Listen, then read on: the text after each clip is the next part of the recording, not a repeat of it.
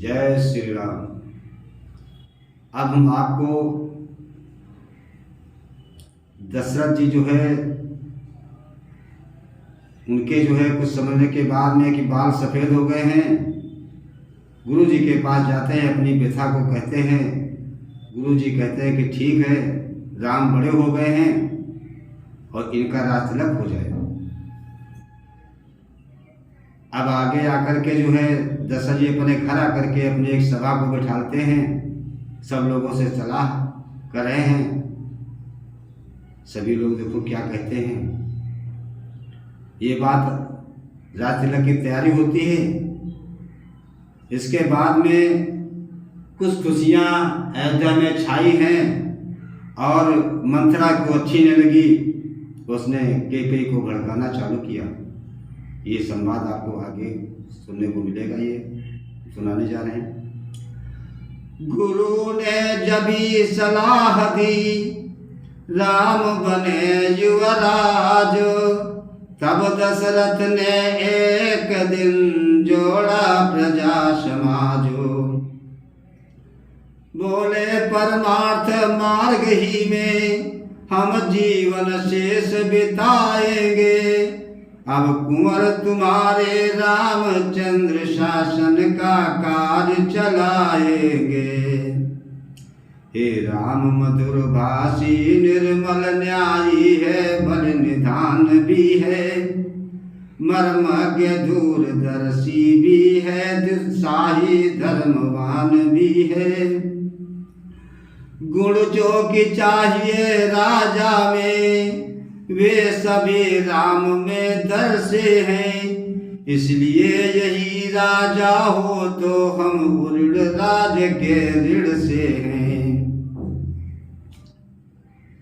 ये सभा बुलाई इसीलिए, समझे जनता की रुचि क्या है, अधिकार संभाले रामचंद्र, इसमें सबकी सम्मति क्या है।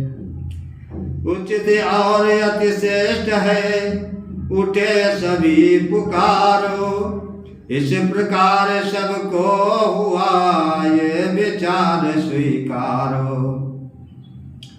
जब ये निश्चय हो चुका तब मुड़ा आह्लाद, गूंजा सारे राज में राज तिलक संवाद।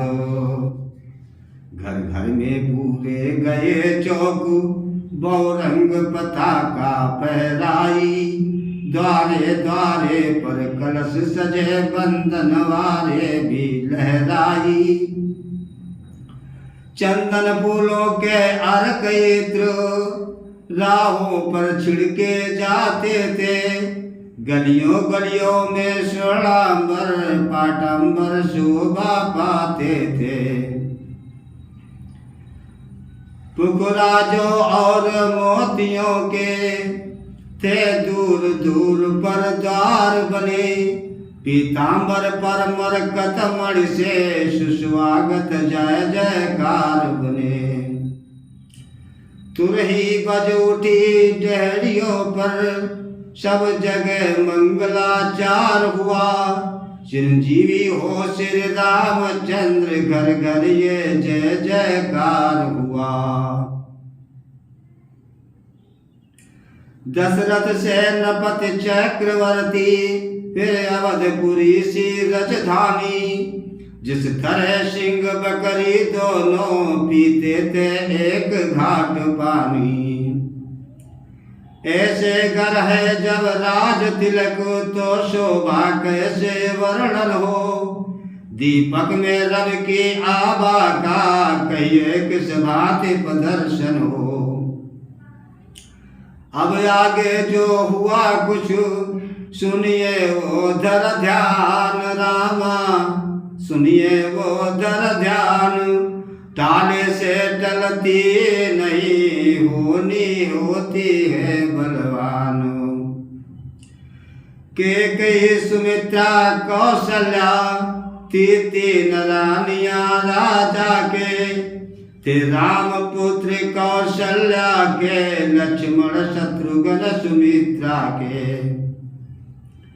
कैकेयी भरत की माता थी, राजा की प्यारी बड़ी हुई। मंथरा उसी की दासी थी, मुँह लगी हुई सिर चढ़ी हुई। विधि का विधान कर घूमा, बसे सी मंथरा के सर में। शारद ने इसकी मत फेरी, आ गई समय के चक्कर में। जब इसने ऋतु बसंत देखी, उस फूले रघुकुल के वन में। बन गई ग्रीष्म की लू समान, वे देश जाल बढ़ की मन में। उठी प्रचंड आंधी होकर, उस राज तिलक की शोभा में। तत्काल लग गई दीमक से, दशरथ के जीवन बिरवा में।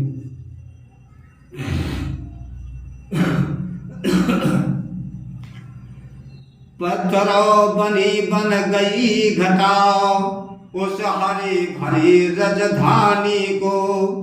हो गई चौथ चांदनी, सदस्य कैकेयी सी पटरानी को।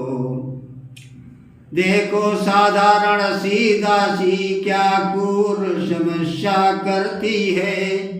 तख्ता ही लौटूंगी सारा, ये घोर प्रतिज्ञा करती है। बल कौशल कहीं देखना हो, तो इन अबलाओं में देखो। राति रात में क्या होगा, ये नभ के महलों में देखो। शोभा बिगाड़ने पहले तो नागिन राहों पर जाती है।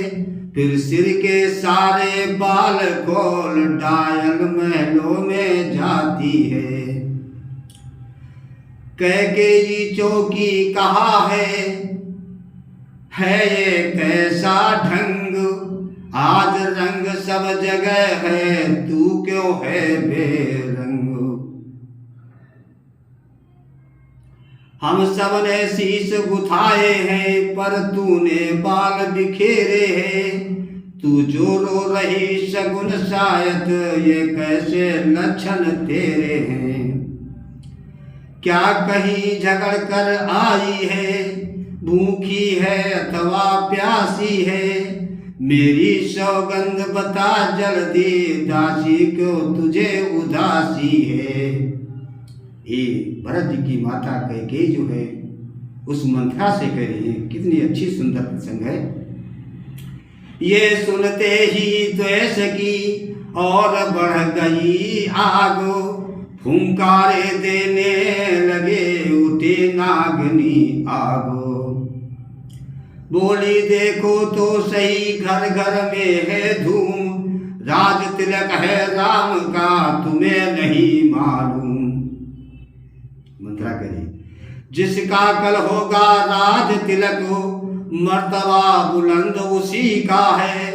राजा जी जिसे चाहते हैं, रानी ये फंद उसी का है। कुछ तुम्हें दिखाई देता है, ये खुशी नहीं है मातम है। बजते हैं जो ये नकारे, आवाजों में इन्हीं की गम है। खुल गए भाग कौशल्या के, है दया उसी पर बिथना की।